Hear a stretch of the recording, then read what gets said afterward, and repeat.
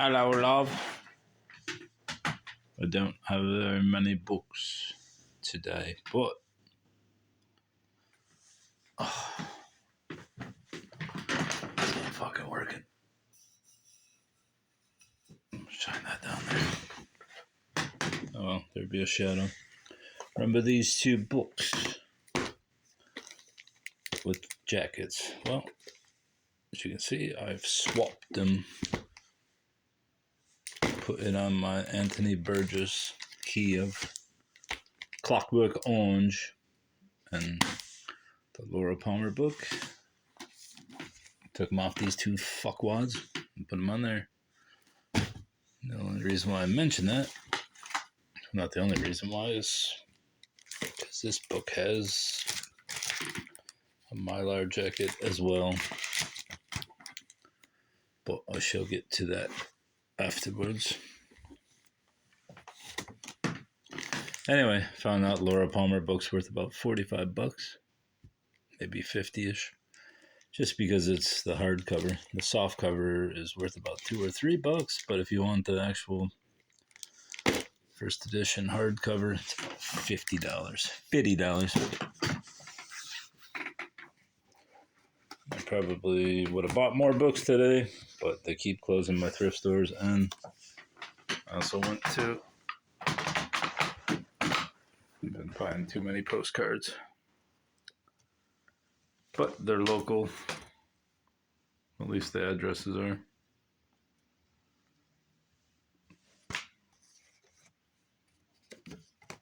These cards are local. These are about half a mile away. Not that anyone cares. But I'm probably too obsessed with postcards right now. Probably should stop. I won't. The Zhivago affair, the Kremlin, the CIA, and the battle over a forbidden book. This was a late pickup at the thrift store I was at today because I put back half the stuff I had because I'm just like, I'm buying books now just to buy them.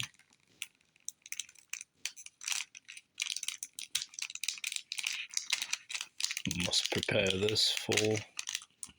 It's reconditioning. I don't know anything about this book. In May 1956, an Italian publishing scout took a train to a village just outside Moscow, to visit Russia's greatest living poet, Boris Pasternak. He left carrying the original manuscript of Pasternak's first and only novel, entrusted to him with these words, "This is Dr. Zhivago. May it make its way around the world." Pasternak believed his novel was unlikely ever to be published in the Soviet Union, where the authorities regarded it as an irredeemable assault on the 1917 revolution. But he thought it stood a chance in the West, and indeed, beginning in Italy, Dr. Zhivago was widely published in translation throughout the world. From there, the life of this extraordinary book entered the realm of the spy novel. The CIA, which recognized that the Cold War was above an ideological battle, published a Russian-language edition of Dr. Zhivago and smuggled it into the Soviet Union. Copies were devoured in Moscow and Leningrad, sold on the black market, and passed surreptitiously from friend to friend. Pasternak's funeral in 1960 was attended by thousands of admirers.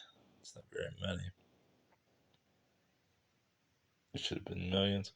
The example of admirers who defied their government to bid him farewell. The example he set launched the great tradition of the writer dissident in the Soviet Union.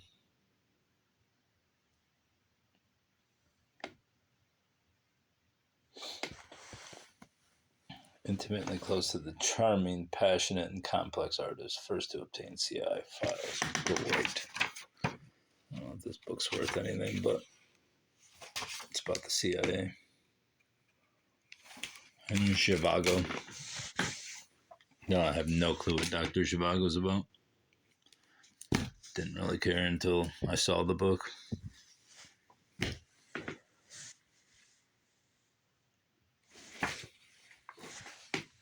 C. Thompson, Littlefield, Detroit. History of France. Cours Elementary. I guess it's an elementary history of France. 1919. Obviously written in French with the little illustrations.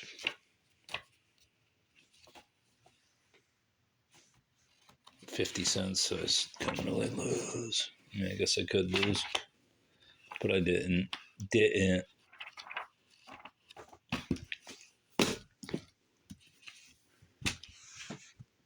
I know that I purchased this book recently. I don't think it was in great shape. I don't think it's worth all that much. But I bought it again because why not? Leftist history of the United States. Our leftists now claiming that Zinn is in the pockets of the right wingers. And Fox News. Don't care. I got it anyway. Speaking of Fox News, Michael Savage is not only banned from Fox News, he's also banned from England. Oh no. Oh wait, there it is. This was inside their arch card. I doubt it's worth anything, but I guess I'll find out. Government zero, no borders, no language, no culture. Too late, Mike. I remember I did a review of Michael Savage's book, How to Kick Cocaine in 2 Weeks, or whatever it was called, and he was furious. He called me a cunt, and he came back like 2 or 3 times to comment on the blog that I was still a cunt. Dude is a little unhinged. I've had probably about 4 or 5 online confrontations with him, even though I actually like the guy. One time he said Woodstock was a cultural revelation. I was like, for what? Communists and hippies rolling in the mud and having an orgy, and he's like, use, called me a salamander or something like that. I'm like, no, it really was just a fucking gathering of communists and drug addicts. Nostradamus prophecies for women. Peter Lorre, is that the goddamn actor? Can't be the actor. I'm not thinking of Hugh Laurie. Peter Lorre, spelled L-O-R-R-E. I don't know what I'm talking about. Nostradamus prophecies for women. What is this? It's like a fucking cutout to make it look like a vagina. That's proper. I didn't really think they were gender specific, but even though I have 12 or 15 books of Nostradamus, I don't think I've ever read a page. Apparently there's a bunch that have something to do with women. I guess I'll never find out. I probably could find out if I actually read the book. Whoa, what's this? Burn them. Burn those fucking pagans. Another one for the shelf. Black Resistance Before the Civil War by William Cheek. Billy Cheek. I don't think this is a really fucking... It's kind of like one of those... What's this introductory essay is half the book. African slave trade, the Afro-American culture, day-to-day resistance in the slave South, slave insurrections. Anyways.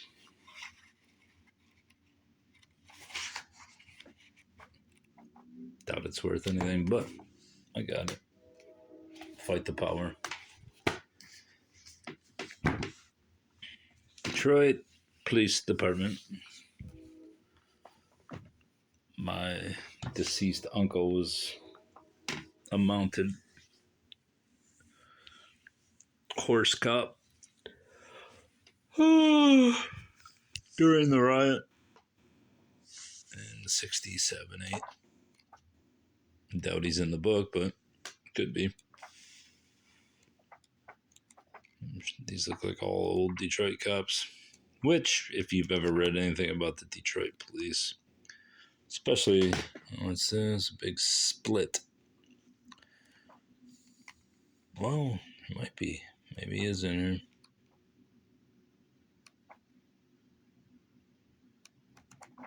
They were more or less the Keystone Cops. I'm sure just about every department was that way. But I remember reading during the Evangelista murders in 1929 that the reporters who found out about the murders came down there and were scouring the fucking crime scene, picking stuff up. Yeah, I do have my heater on, even though it's 65 degrees out or whatever. I'm cold. Stays cold inside this house with no carpet. Hardwood floors keep it cold. No, I don't see my uncle.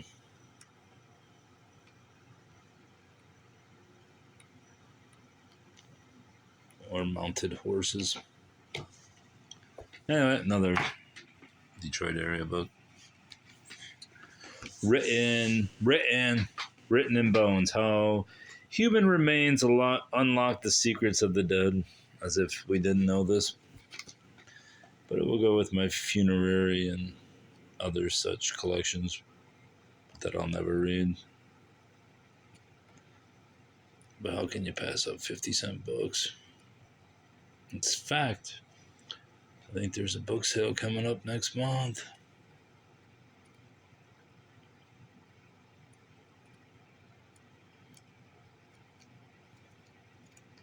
Riveting stuff, bro. Skulls, man. I want to get my hands on a real skull.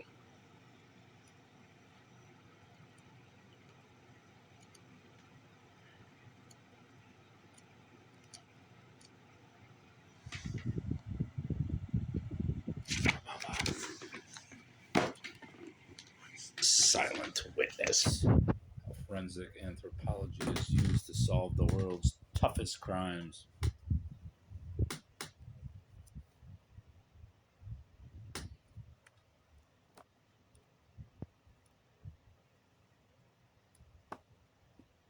Is that George Bush? Is that homunculus? What do I hear? Like crunching pages. What the fuck is that? It's freaking me out, honestly.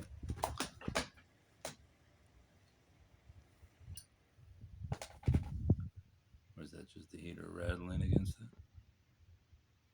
Alright. Must have been the heater rattling against the mylar. Back to reality. Eugene Aram. Teeth. Elvis. Maybe. No.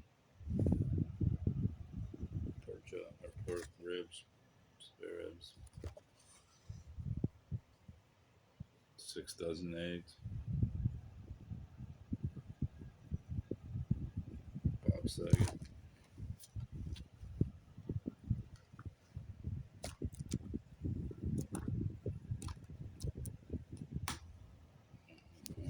Deadly Crash. Anyway, that's it.